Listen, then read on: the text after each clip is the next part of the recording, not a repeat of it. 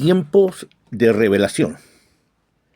Quiero invitarte a que juntos podamos hacer un recorrido, no exhaustivo, pero por lo menos de tener un panorama acerca de lo que es la revelación de Jesucristo, o lo que conocemos nosotros en español como el libro de Apocalipsis.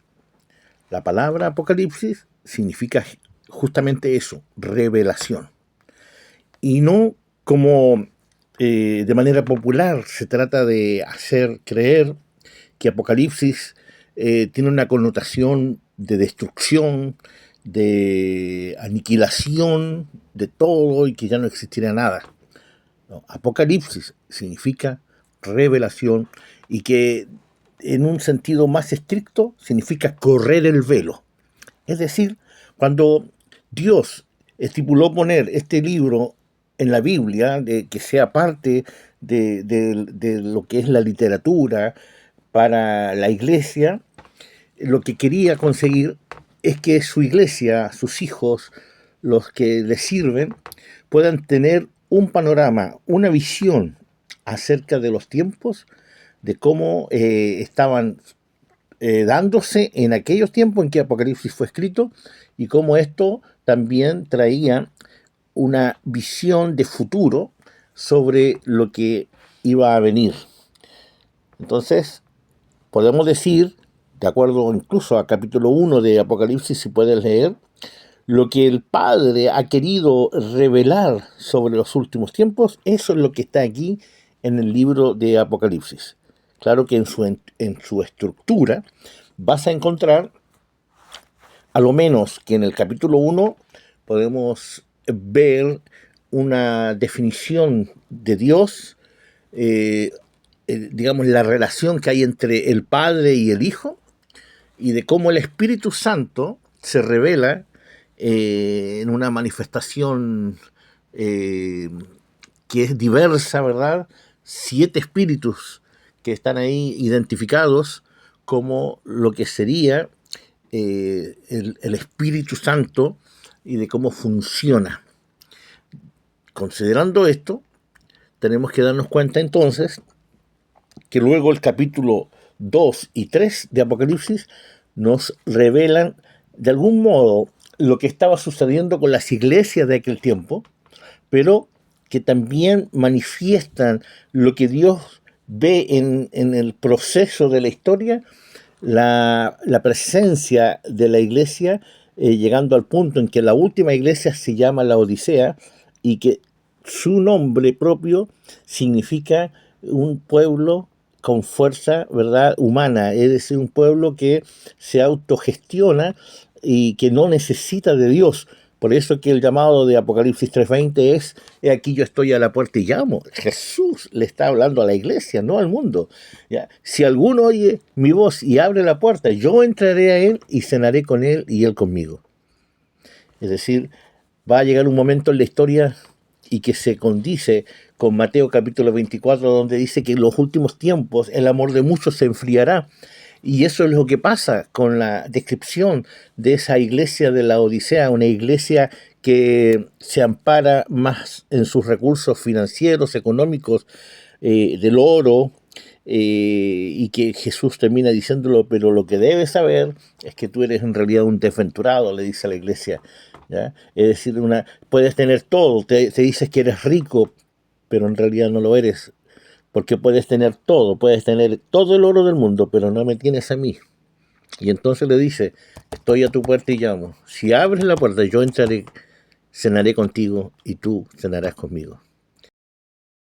Ahora bien, esta es la revelación de Jesucristo que el Padre da para que sea entregado, ¿verdad?, en definitiva a Juan y lo escriba, donde revela los últimos tiempos. Y los últimos tiempos debemos saber y entender que se trata desde lo que es la primera venida de Jesucristo, cubriendo todo el tiempo hasta su segunda venida. Es decir, enmarcando la vida de la iglesia guiada o liderada por el Espíritu Santo. Y abriendo una ventana del más allá de lo que es la eternidad en la segunda venida. Ahora, los últimos tiempos implican una temporada de acercamiento, de llamado y de involucramiento, en donde el reino de Dios se ha acercado en Cristo cuando vino a la tierra en su primera venida y trajo el reino de Dios para que sea instaurado en los corazones de aquellos que lo reciben y que le creen al Señor. Para que todo aquel que cree, dice la Escritura. Entonces, los últimos tiempos del mundo, como lo conocemos, tienen un clima acotado. Aparece el inicuo en tres partes a lo menos. El hombre de pecado, el hijo de perdición, tiene que aparecer antes que Cristo regrese. ¿Ya? Al principio ese personaje se va a mostrar pacífico, progresista, pero es una imitación barata del Cristo. Aparecerá usurpando a Jesucristo su lugar, su función, y muchos creerán que Él es el Cristo. Será amado, seguido y creído por las multitudes, porque tendrá una agenda de unidad globalista. Por otro lado, va a llegar el momento en que todo eso va a estar consolidado y pondrá a sus seguidores en la posición de ser un solo pueblo global. Les dará paz, les dará seguridad y pedirá lealtad y finalmente adoración. Estas dos fases se muestran en la revelación, en el Apocalipsis, como dos periodos, uno largo y uno corto. En Apocalipsis capítulo 11 lo puedes encontrar. Va a haber 3 años y medios y luego 3 días y medios. En los 3 años y medio, en este periodo, los dos testigos de Dios profetizarán y nada los detendrá. Y harán toda clase de señales, milagros y prodigios. Los de Elías y los de Moisés juntos. De parte de Dios. Y si alguien los quiere detener, los quiere hacer daño, el daño se les devolverá a sus enemigos. Aquí es donde se conjuga la idea de que estos son dos personas que van a venir, tal vez Elías y Moisés, como se hace mención. Pero si usted lee bien Apocalipsis 11, se dará cuenta que está haciendo mención de que estos son los dos candelabros y que son los dos olivos, haciendo una mención muy importante en una línea con el pensamiento de la Biblia, de que el olivo y el candelabro, los dos, representan al Israel mesiánico, a los que han aceptado a Jesucristo creyéndolo y recibiéndolo, y a la iglesia cristiana que se ha formado a partir de Jesucristo y de sus apóstoles. Esto es importante entenderlo. ¿Por qué? Porque sus dos testigos no son dos personas, sino dos pueblos, el judío y el gentil, que se han unido en Cristo Jesús formando uno solo. Ahora, terminados los 3 días y medios, Dios ordenará que sus testigos resuciten. ¿Por qué? Porque en esos 3 días y medios que están puestos como un periodo corto, Dios permitirá que el anticristo, que el falso profeta y que todo el sistema anticristiano mate a los testigos. Y ellos morirán y serán en 3 días y medio exhibidos en las plazas, en la plaza, dice, de la ciudad, la que en definitiva le dicen la Jerusalén. Allí expondrán a los testigos de Cristo, como de la iglesia, como un trofeo de guerra. Pero al terminar esos 3 años y medios, Dios dará la orden de que resuciten, enviándoles espíritu de vida. Resucitarán, se pondrán sobre sus pies y serán llamados al cielo. Y esto es lo que podemos encontrar en una relación con el resto de la Escritura, de lo que podemos llamar la boda del Cordero con su iglesia. Es decir, cuando son llamados los testigos a subir al cielo, se encontrarán con el Cristo que viene manifestando su segunda venida, y se encontrarán en el aire, dice el apóstol Pablo en su carta a los tesalonicenses.